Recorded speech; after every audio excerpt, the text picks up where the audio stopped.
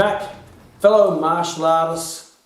Here I am, as you know, with a clip wing. Yes, I have injured myself doing judo. Yes, judo, yes.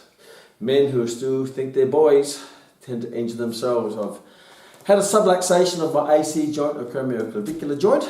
Yes, I've been out of action a bit, but you know, you're never completely out of action because one wing, but I still got 3 more wings. 1, 2, 3, and this is the one that's out. That's no excuse why you would not train. And now I'm taking advantage because normally I am a orthodox fighter where I fight with my left hand in front.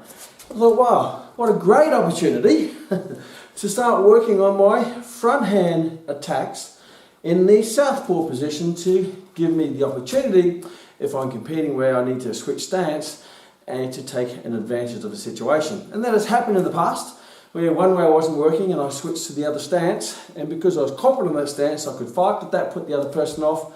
That gave me the chance to win the championship. So the lesson is, no matter what the injury, you can always do something. Rather than being the defeatist and the victim, so, oh, I can't train because I'm injured.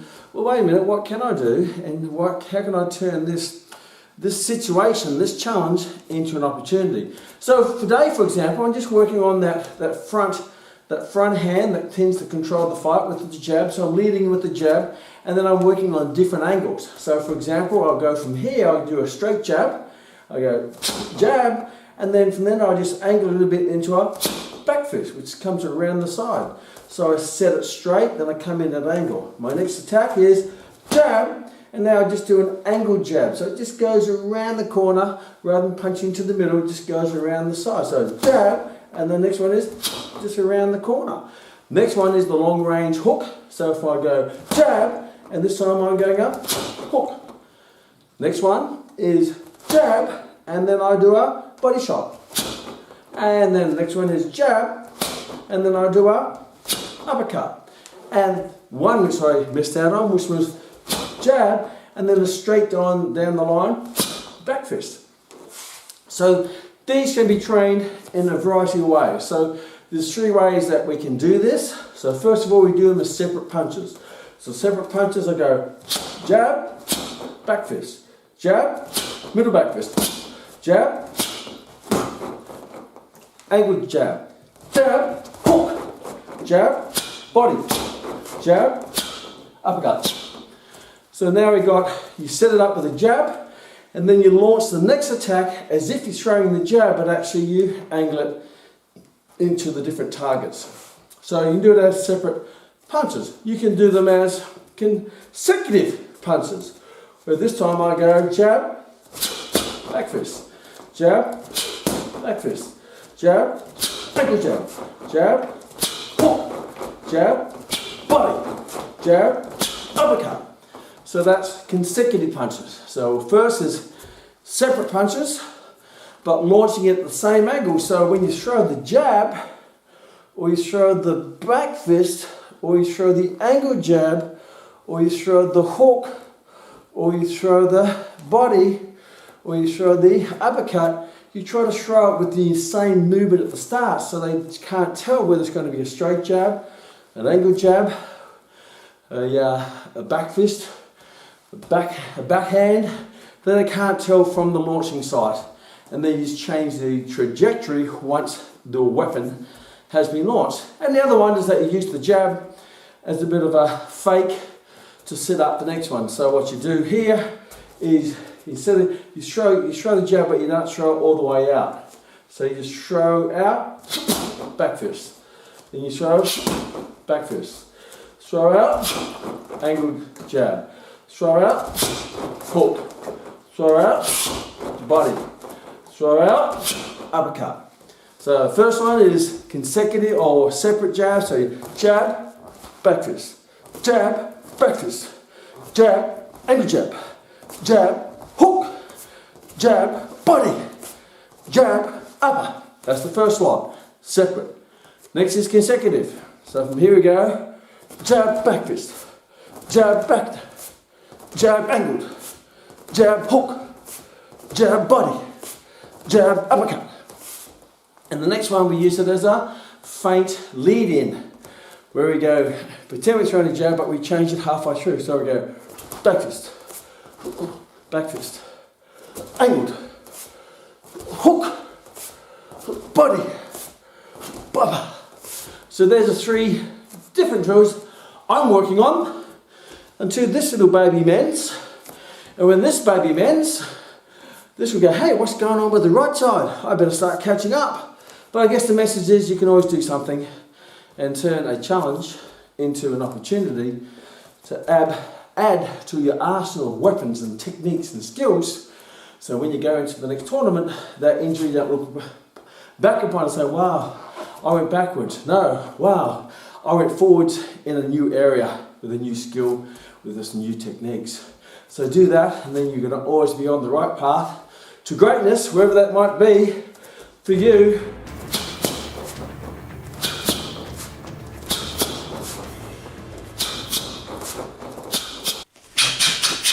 Hey, welcome back. It's the Kman here, and obviously I'm out of the sling. It's been a couple of days since I did the last video, and I thought I would add on to the video to give you a helping hand. Yes, I still can't punch, still can't do a lot of things, but I've got a bit of movement. And they're one of the reasons. It's healing every single day. Every day it gets better. And I think the main reason for that is because, as I shared previously in this session, is that I didn't stop. So whatever you do, when you get injured, don't stop. Just look to do something. And there's many reasons why you look to do something physical. And the first one is psychological. A lot of time when people get injured, they get into a bit of a mental spiral where they go, oh my God, it's terrible, I can't do anything, and they get anxious and maybe a little bit depressed and a little bit down on themselves. Well, the best way to pick yourself up is to do some exercise, because you always feel great after doing some exercise. Because exercise, particularly high intensity, I'm not talking about walking on the seashore, picking up seashells, looking at the sunset.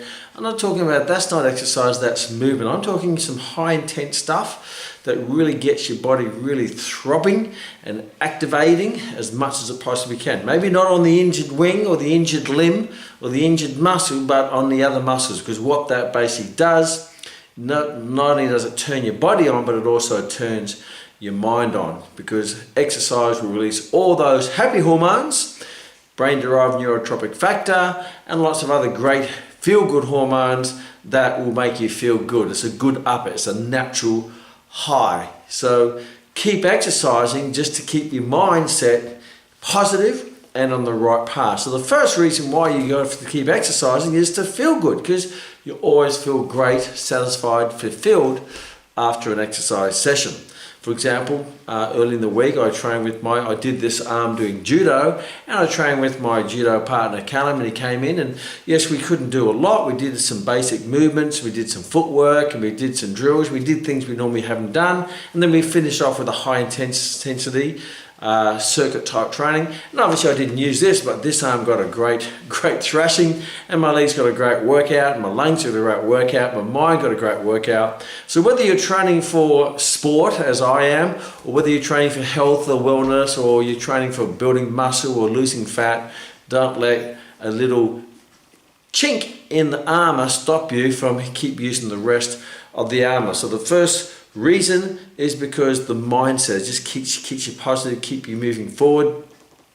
The other couple of reasons of why, even if I can't use this arm, I keep using this one, because when I use a muscle in the body, and particularly in a motor pattern such as a bench press or a jab or a throw or a seated row, whatever the exercise might be, whether it be a sporting movement or a training exercise movement, that is activated by the central nervous system. It's the neuromuscular motor pattern that you're activating. So it all comes from the central nervous system, which is the brain and the spinal cord, and it shoots out all the peripheral nerves to activate those muscles. So even if I'm not using this one, I'm still getting brain function through the central nervous system that comes out to this side, whether I'm doing a lunge or a squat or whatever it might be, or a single leg step up, it's still using the central nervous system. And even if it's going out this way, there will be some crossover effect on this side.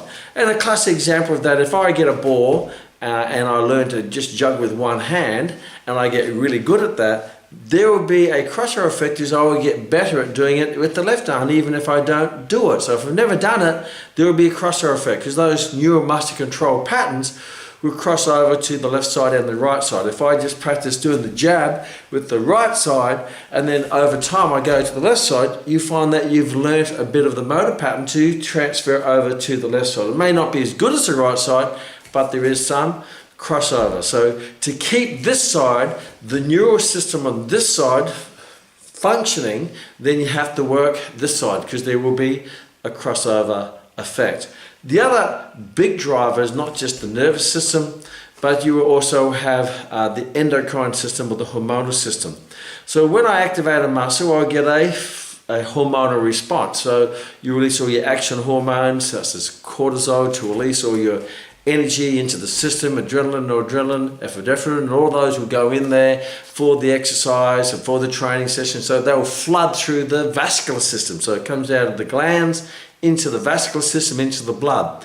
Now the interesting thing is when blood flow goes through your body, it doesn't just go to the arm and nothing else.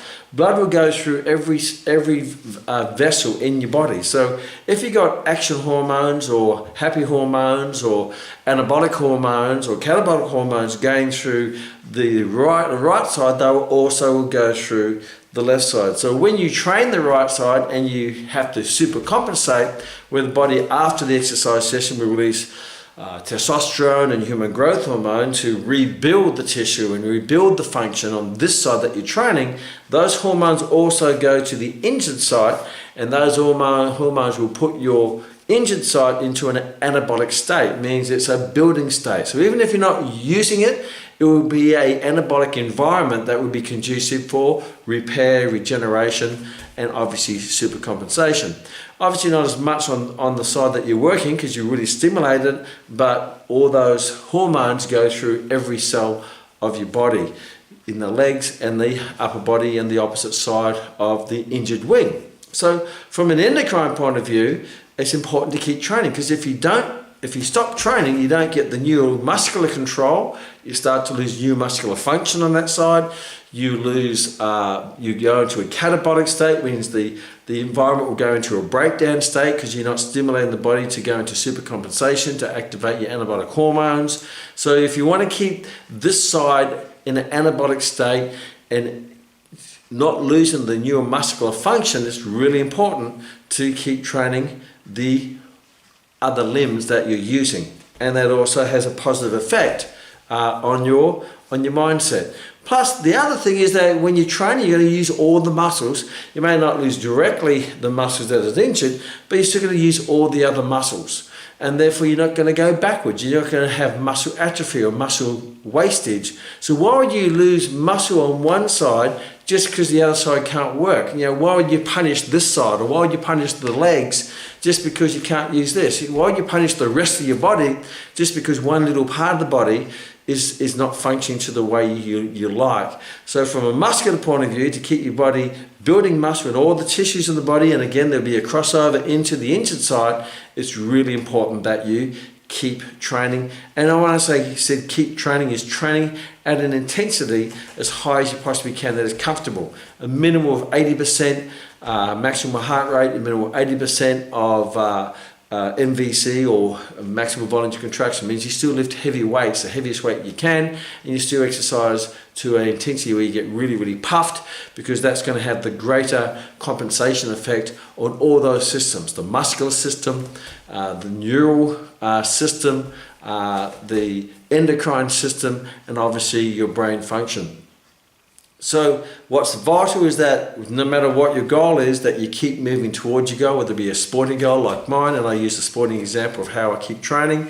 But when I do conditioning work with Callum, I did rows, I did single leg lunges on each leg, I did squats, I did jump squats, I did shuttle runs, I did as much as I can while protecting this, because if I do as much as I can with everything else, there's going to be a positive crossover effect on this. And I feel it every single day, and I'm always in a good positive mindset. I wake up every morning knowing that yesterday wasn't wasted. It was a day that took me closer to my goal, maybe in a way which I hadn't planned, but it's still moving me towards my goal. So if you do that, and do that for yourself, and do that for your clients, do that for your athletes, and keep them training no matter what, because as soon as you stop the habit, and that's the last thing to finish off, is when you stop training, you start to lose the habit. And results are all about habits. What's important that you take action on your thoughts. Those actions repeatedly,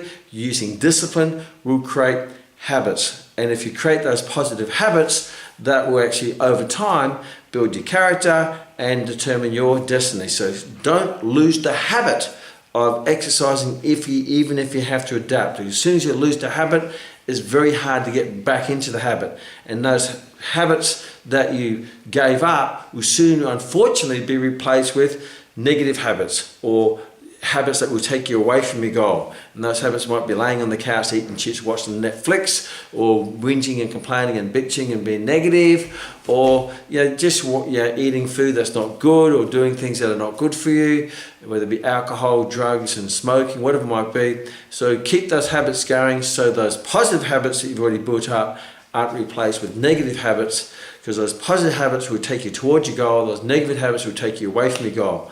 And if you've taken one step towards your goal, then at the end of the day, you're going to feel fulfilled, and you feel that it's not a wasted day. And a great little question I ask myself every single morning, I ask myself, what am I going to do today that's going to change tomorrow in the positive? What am I going to do today that's going to change my future, whether it be my exercise, whether my sport, whether it be my education and knowledge, whether it be in my business, whether it be in my relationship, whether it be in my wealth creation, what am I going to do? And at the end of the day, I ask the same question, but I just say, what have I done today that's going to make a difference in a positive way for tomorrow in all the important areas of my life, whether it be my health and fitness, my sporting performance, my relationships, my business or my career, or whether it be my wealth creation, whatever was important to you. Ask those two questions at the beginning of the day, at the end of the day, and then you will find it very hard not to take action. And those repeated actions determine your habits, and your habits determine your character, and your character determines your destiny. See you in the next Kman.